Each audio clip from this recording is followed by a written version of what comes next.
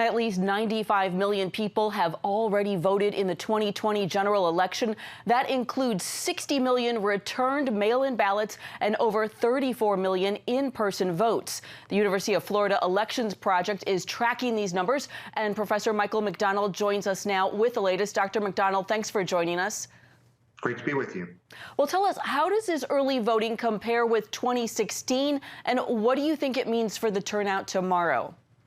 Well, it's off the charts. We're over twice the number of people who voted early than in 2016. We already expected that because there are going to be so many mail ballots that were going to be sent to voters. But what we didn't expect was the large number of people who are also voting in person early. Taking together, we're probably looking over 100 million people will have already cast ballots by tomorrow. Then the question is, how many more will do it on Election Day? How many more mail ballots will come in later?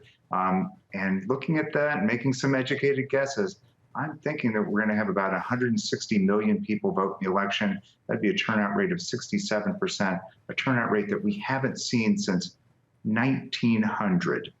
Oh, that's phenomenal. What was the turnout rate 4 years ago? It was just a little over 60%. So we're looking at a significant increase in turnout from 2016. Okay. Well, the big question, of course, is how these early voters voted. What do we know about their party affiliation, their demographics? Yeah, of course, we don't know how they voted yet. Right. The ballots still need to be counted, and that process will start tomorrow on Election Day in many states. So we have to wait for the votes.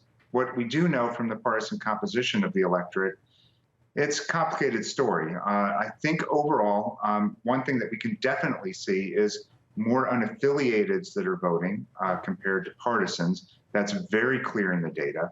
In some states, we're seeing a slight shift of more Democrats voting, but that's not uniform across the state. And certainly there's some very critical battleground states where things look just about where they were in 2016. So it's going to come down to that Election Day vote. And the question is, how much of it's there?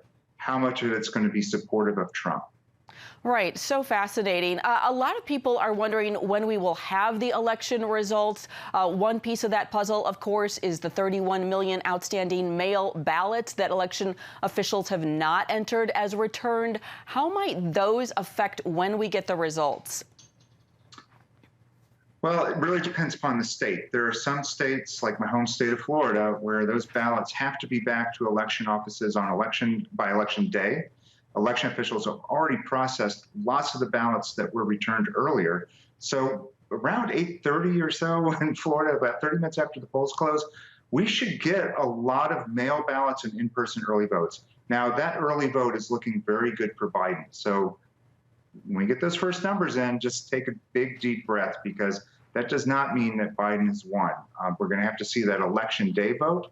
That could shift it back towards Trump. And then there's going to be election officials processing all the mail ballots that came in on Election Day itself, and that might come in even a little bit later. So it could be a really seesaw roller coaster ride on election night in Florida, and that process is probably going to play out in lots of other states as well. Okay, so it sounds like we're dealing with all these different pieces of the voting pie, if you will. We're dealing with the tallying up the early voting and then the actual day of voting, and then it could be continued on if it's a really close election. Sounds like perhaps days, or what do you think we're looking at?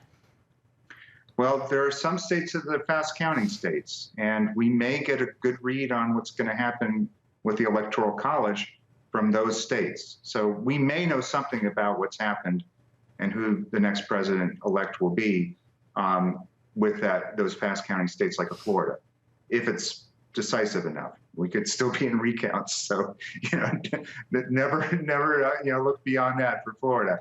But looking at some of the other states, if it comes down to some other states like Pennsylvania, Michigan, Wisconsin, we know that election officials can't start processing those ballots until tomorrow, or in the case of Michigan, they can start today, and it's going to take them a while to process all the mail ballots that they have.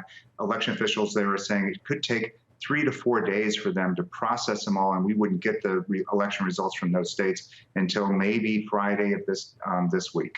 Okay, well, that's good information to know. And I just have to ask, as a political scientist, someone who's been following voting patterns for years, is this kind of you know, a huge highlight this year with all these people voting for you. What's the buzz in your community like?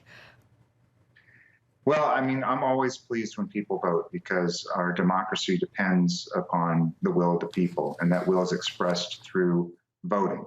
And, you know, whether or not you're a Democrat or Republican, it's really important for a country to function properly for people to participate. So, you know, I don't, my community, yeah, it's great, but, you know, what's really great is it's a great story for the nation that we've had what appears to be record turnout, and we managed to do this in the midst of the pandemic. There was a lot of concern about whether or not we'd be able to run an election. We are going to hold an election. It is happening. It's already happening, and it will finish up tomorrow with the voting, and then we'll have the counting. All right. Well, Dr. Michael McDonald, we appreciate your work and your insights right now. Thank you.